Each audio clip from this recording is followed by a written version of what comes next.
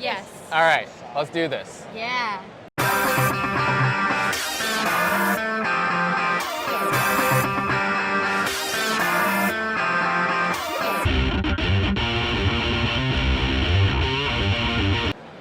I'm here at the Sumerian Comics booth with the co-creators of Misfortune's Eyes, Yeah. this awesome upcoming comic, Brooklynn Prince and Alicia Fernandez. Thank you for sitting down with me to talk about this comic and you guys getting into comic creating. Yeah. Brooklynn, I know you prefer to be called BB, Yes. so going forward I will mention you that way. Okay, thank you. So you're known for roles in a couple different movies, Cocaine Bear, Florida Project, and Home Before Dark. What made you want to go from acting and then turning that into a comic creating career as well? Yeah, so I met Ash through a friend, and they were like, hey, you have this amazing idea, go pitch it to him. And so I went and I pitched it to him, and Ash was like, this, as a TV show actually. Okay. And he was like, this would make an amazing comic book. He's like, this is great and all, but like this would make an amazing comic book. And so I was like, okay, cool, this is great. And so I just was like, I know nothing about comic books.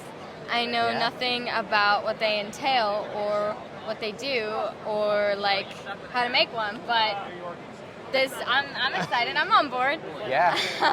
So I guess it was just sort of like a throw into the wolves thing where I was like, whoa. So No, that's awesome that you had this idea for the story, and Ash was like, hey, this is much better in this medium right now. And that's what I love about comics is that it's such a unique medium for storytelling. Yeah. And bringing in artists such as Alicia, what was it like co-writing and illustrating this story with Bibi?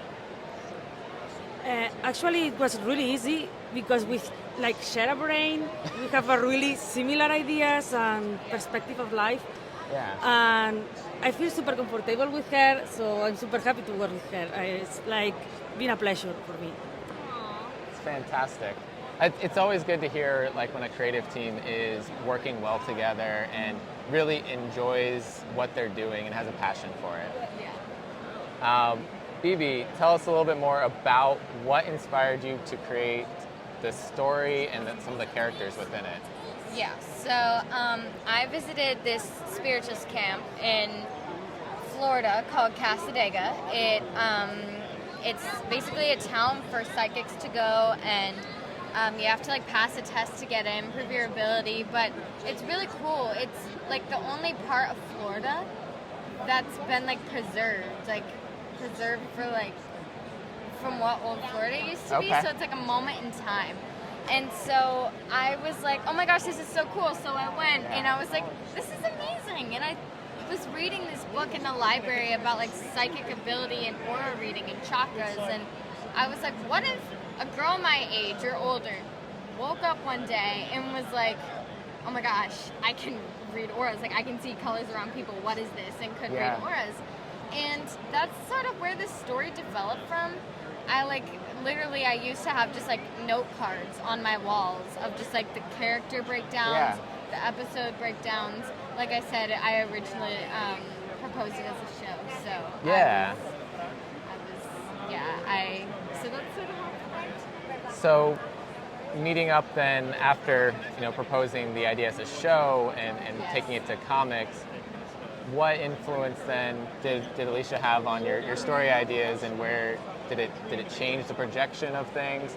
And we talked a little bit about you guys were not at odds, but you wanted characters to go different ways sometimes, and maybe like a little more attached to a character.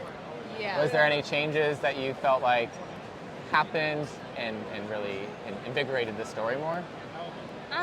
I think Alicia brought a lot to the story. She really did.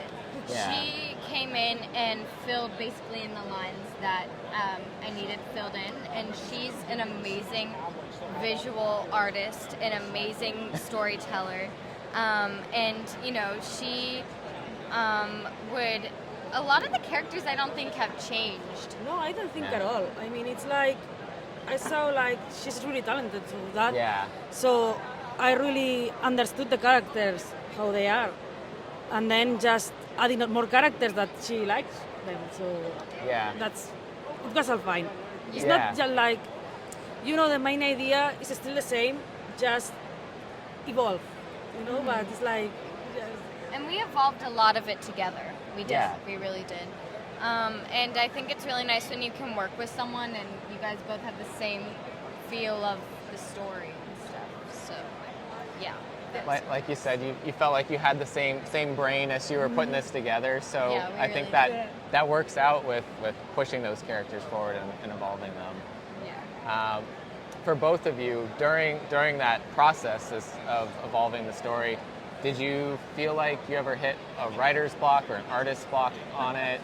And how did you push through that? okay. Yes, we are still managing some stuff to how to fill some gaps Yeah. in the story, but I think it was more for developing some characters that we still can talk about, and who dies at the end, these kind of Yeah. things that you need to know, but we didn't want to, but yeah, to that. I'm I'm very attached to the characters, each and every one. So the thought of killing one of them off is like really painful for me. But Really it's painful. something necessary. Yeah, so being, I guess, newer to the story writing side of things and creating comics, how do you deal with like overcoming those challenges of things? You're like, I know this needs to be in a story, but I love this character. I don't want them to go.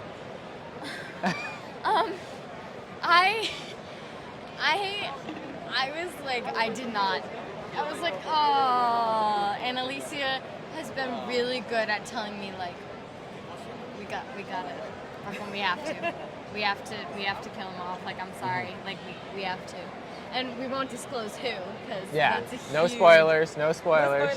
Yes, but like, she's like, Brooklyn, we have to, and I think she's really good for keeping me grounded in that way, because I like to say that she's the artist and like quick thinker. I'm the fandom. I bring a lot of the fandom standpoint in, and we bring in Okay. she brings in like the artist standpoint, and I bring in the fandom standpoint. So me relating to the fandom, I was like, oh, this is Yeah. gonna hurt. Yeah, being a fan of things, you always are rooting for the characters to make it through. And you are like really mad at the writers who kill off the characters. Well, So I can see that, coming from that fandom standpoint, that you wouldn't want any of the characters to get killed off. no. But coming from that standpoint of storytelling and the visual medium and what happens there, you've got a little bit of experience with that with Walking Without a Soul that Sumerian put out Yes. last year. Amazing Yes. book. I just read it last night. Yes, is so good. So while you're waiting on Misfortune's Eyes releasing, go check out Walking Without a Soul. It's fantastic fantasy graphic novel. It's the first part of Yes. 3, right? So Which I am like so ready to have. Like, I'm like, Alicia, just like Yeah. draw now. Like, get both. do like, more, but no. but also create this comic and that and Yeah, I feel like I can't draw for the life of me. So I'm like, whatever makes your life easier, like, I'm okay with. I've talked with a lot of artists that talk about like those tricks of how do I leave something out or not make my life harder in future panels, but also really to still tell the story that I want to tell. So is there anything that you found helps you with that? Anything like any tricks with character design that help make the drawing experience No. efficient and easier? I think it's like I'm pretty fast because I was working in animation before as a background artist. I love drawing backgrounds, so I have a quick method to do them. But anyway, I'm not using 3D most of the time. With the characters I do, that's helpful actually. With the characters to the poses and everything, the 3D is helping, to that. Animation, quick videos and everything to see the actions, that's good. But no, I'm not using 3D in the backgrounds because I don't know how they feel the same, all the same. So I draw everything because I like to draw, that's the thing. So even if it takes me a bit longer, it's better for me. Yeah, so you go for the all-in full experience. Yes. Awesome. And actually I think it's because my style is more organic, that fits, these imperfect things, imperfection and everything. It's helping me more than other styles that are more like clean than mine. Okay. Thank you. This one's for you, Bibi. You're Okay. award-winning actress, have many awards for your roles. Thank you. And so if you could just turn one of those roles, one of those movies or shows that you've been in, into a comic, which one would you choose? You had to ask this question, didn't you? I had to. Darn it. I was contractually obligated to ask that question. Oh man. Depends on what people want. I mean, the Florida What project. do you want? What do I want? Oh, probably the show I was in called Home Before Dark. Okay. Probably the show I was in called Home Before Dark, because I think it has such, it has like mystery on Apple TV.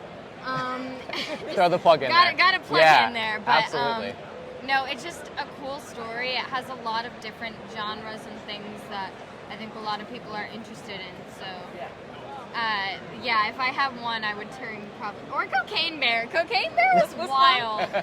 That would be a very wild and gory at times comic. I think, honestly, now looking back at it, those two, I couldn't pick between those two. Yeah. Both different genres, but the Cocaine Bear would definitely. I could see that looking really cool in a comic format for sure. Yeah, definitely. Or definitely. the future adventures of Cocaine Bear. Oh no! It's just like the same thing: killing, blood, cocaine, killing, blood, cocaine, killing. Repeat. Blood, cocaine. The occasional plot. There were a lot of different plots going on, intermixed amongst. I think Cocaine people Bear would has just cocaine and kills. People would just want, I think, cocaine. Yeah. I think That's- that makes me and Alicia were just talking. We're like, we love gore. Gore is amazing. Yes. Gore Yes. and violence, like, Yes. really makes the whole thing all tied together. Yeah. Yeah. And comics, you get to explore that pretty well in the visual medium that it allows for. So you guys are all set for future stories then, with your minds kind of working together here, and Totally. are we going to see some gore in Misfortune's eyes? Yes. Without spoiling anything. Yeah. Just yeah. okay. Yeah. Awesome. I mean, Cocaine Bear was the extreme, but Yeah, like. it's more elegant, Yeah, it's Yeah. more like it's Classy elegant gore. gore, Okay. if that's what you can call it. Yeah. I like that. All right. Well, be sure to check out the classy gore in the Misfortune's classic Eyes gore. this summer, coming from Sumerian Comics. Of course. Thank you both for sitting down and talking with me. Bye.